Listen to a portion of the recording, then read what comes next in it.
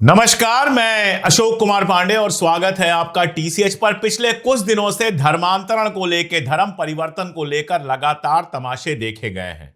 UP में धर्मांतरण विरोधी कानून बना, राजस्थान में अभी धर्मांतरण विरोधी कानून बना है और कई और जगहों पर, खासतौर पर भाजपा का जहां पर राज है वहां पर धर्मांतरण विरोधी कानून बनाया जा रहा है। कहा यह जा रहा है कि हिंदुओं का धर्म परिवर्तन करवाया जा रहा है और उसको रोकने के लिए धर्मांतरण विरोधी कानून बहुत जरूरी है। उड़ीसा में बहुत सारे ऐसे केस देखे गए हैं जहां चर्चों पे हमला हुआ है। इसके अलावा मध्य प्रदेश में, राजस्थान में, यूपी में कितने ही ऐसे केस देखे गए हैं जहां या तो मुसलमानों को या ईसाइयों को गिरफ्तार किया गया है इस बात के लिए कि उन्होंने धर्मांतरण कराने की कोशिश की। जिस मुकदमे और फैसले की मैं बात करने वाला हूं उस पर तो आऊंगा, लेकिन उसके पहले कुछ सवाल हैं। क्या धर्मांतरण कानून सिर्फ तभी लागू होगा अगर किसी हिंदू को मुसलमान या ईसाई बनाया जाए, या फिर तब भी लागू होगा जब किसी मुसलमान को धर्म परिवर्तन करके हिंदू बनाया जाए? घर वापसी का एक नारा देते हैं हिंदूवादी संगठन। इनका कहना है कि अतीत में 100 साल, 200, 500 साल पहले ये लोग हिंदू थे, हिंदू से मुसलमान बन गए, तो अब इनको अगर हिंदू बना रहे हैं तो बेसिकली ये इनकी घर वापसी है, धर्म नहीं हुआ।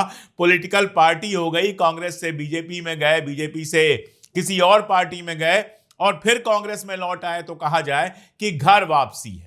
इस तरह का तमाशा लगातार चल रहा है। आपने देखा है कि कितनी जगहों पर सार्वजनिक कार्यक्रम हुए हैं जहां पर किसी मुस्लिम को हिंदू बनाया गया है, लेकिन उस पर कभी कोई कार्रवाई नहीं हुई है।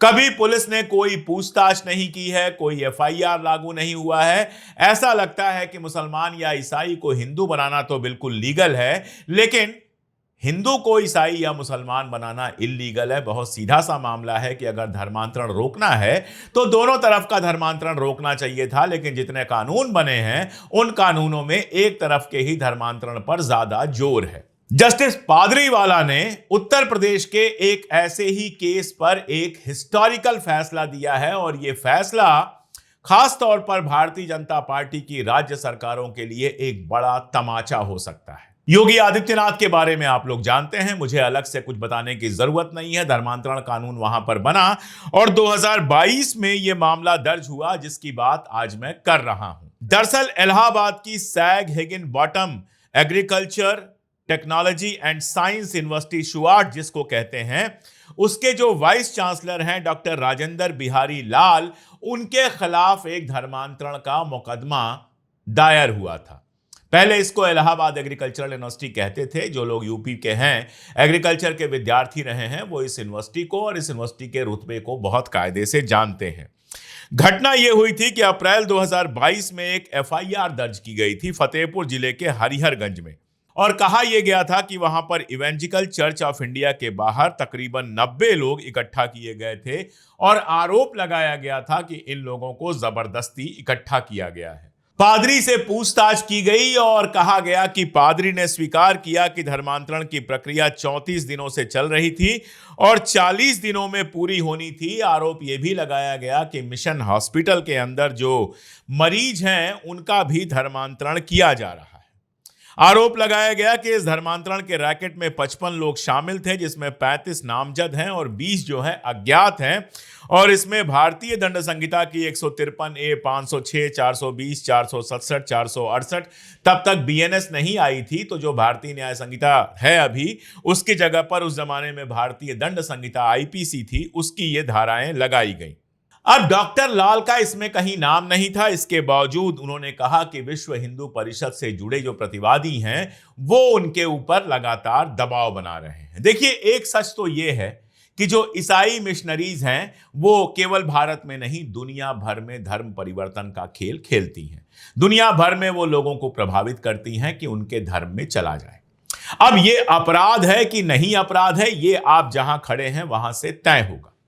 एक सवाल मेरा है यहां पर बहुत सीधे सीधे, अगर कोई आपके घर आए और आपको प्रभावित करने की कोशिश करे कि आप धर्म बदल देंगे, तो क्या आप इस्लाम बदल के हिंदू हो जाएंगे या हिंदू बदल के ईसाई हो जाएंगे या कुछ और हो जाएंगे?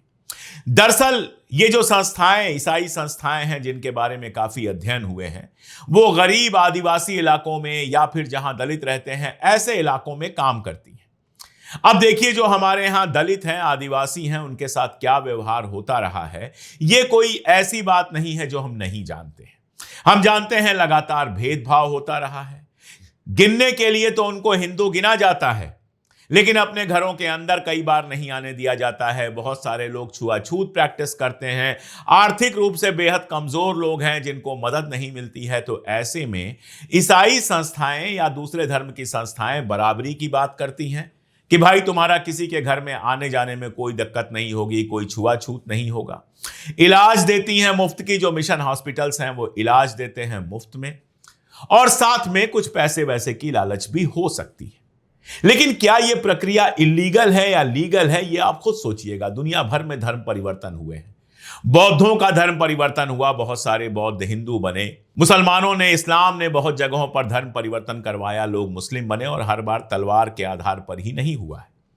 विचारधारा का भी अपना विस्तार हुआ है। कल तक जो संघी था वो आज अगर कांग्रेसी हो सकता है, या कल तक जो कांग्रेसी था वो आज अगर संघी हो सकता है, तो फिर लोग धर्म भी क्यों नहीं बदल सकते हैं। दुनिया भर में लोगों ने धर्म बदला है।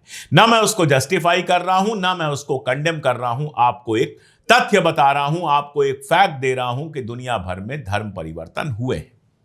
अब इसको जब आप क्रिमिनलाइज कर देते हैं, तो जैसा मैंने पहले कहा कि या तो हर तरह के धर्म परिवर्तन पर आप रोक लगा दीजिए कि किसी भी तरह का धर्म परिवर्तन होगा तो गलत होगा। अगर ऐसा होगा कि एक तरफ तो घर वापसी के अभियान चलेंगे और दूसरी तरफ अगर कोई दूसरा धर्म ये कोशिश करेगा तो बवाल मच जाएगा। अगर कोई हिंदू लड़का किसी मुस्लिम लड़की से शादी कर लेगा तो उस पर सेलिब्रेट करेंगे।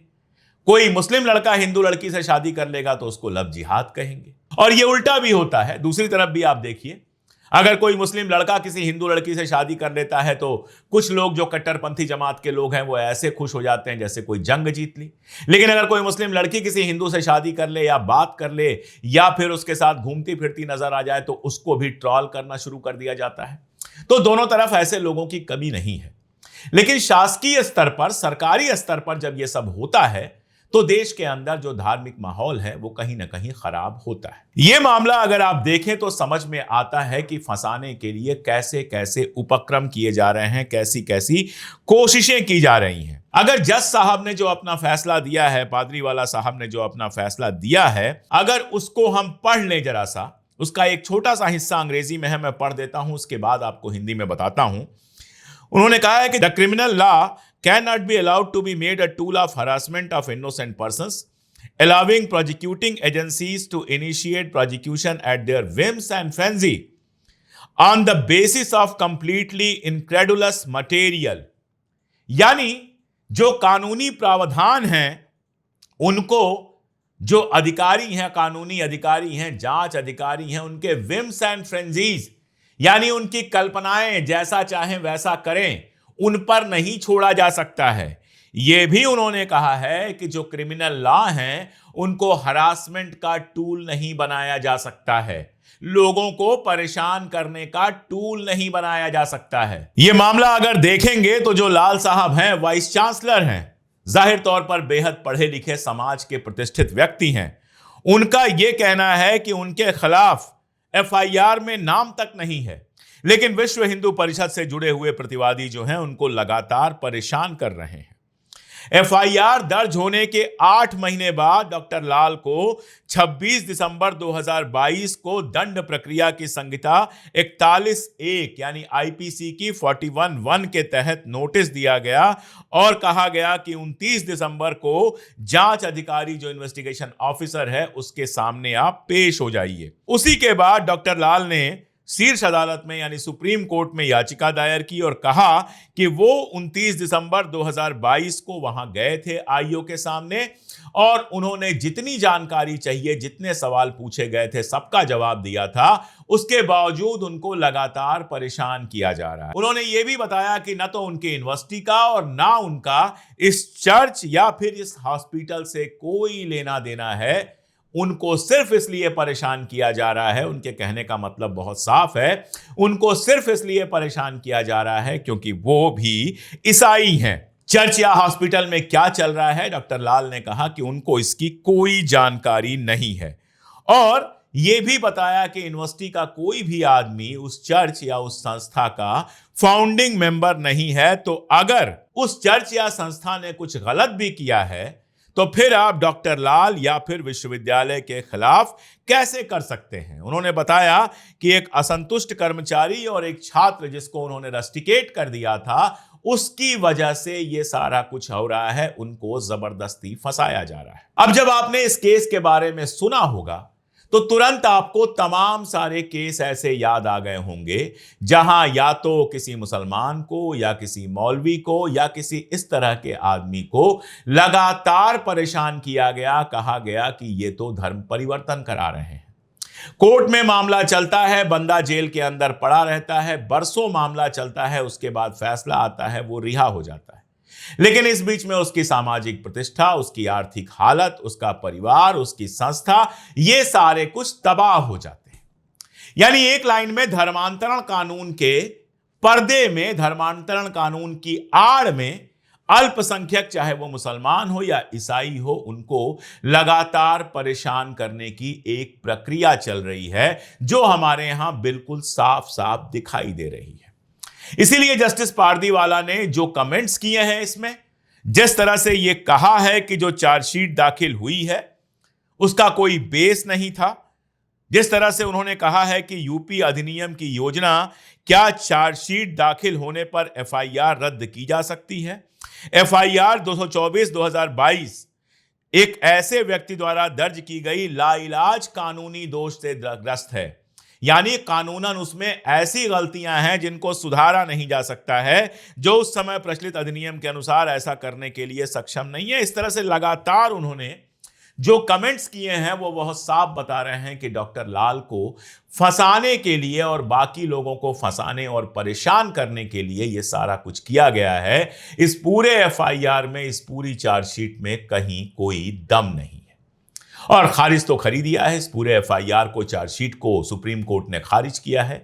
डॉक्टर लाल इस समय चैन की सांस ले रहे होंगे, लेकिन बड़ी बात जिसकी वजह से यह ज्यादा इंपॉर्टेंट है वो ये है कि जज साहब का यह फैसला एक नजीर बनेगा और राजस्थान, मध्य प्रदेश, उत्तर प्रदेश और दूसरे कई राज्यों में जिस तरह से धर्मांतरण कानून बनाया गया है, उसके तहत जब किसी निर्दोष को फंसाने की कोई कोशिश करेगा तो ये फैसला नजीर बन के उसको रिहा करवा सकता है। बाकी तो क्या है, बाकी जो देश में चल रहा है वो आप अच्छी तरह से जानते हैं। धर्म के नाम पर जिस तरह की राजनीति हो रही है और उसको कानूनी जामा पहनाने की कोशिश की जा रही है, वो इस देश के फैब्रिक के लिए कितना खतरनाक है ये आप अच्छी तरह से जानते हैं। दिवाली की एक बार फिर से आप सबको शुभकामनाएं। अंधेरी जिंदगियों में रोशनी आए, मुल्क में रोशनी फैले, इल्म की रोशनी हो, अक्ल की रोशनी हो, ज्ञान की रोशनी हो, वो रोशनी जो हमारे देश को हर तरह के अंधेरों से मुक्ति दिलाए।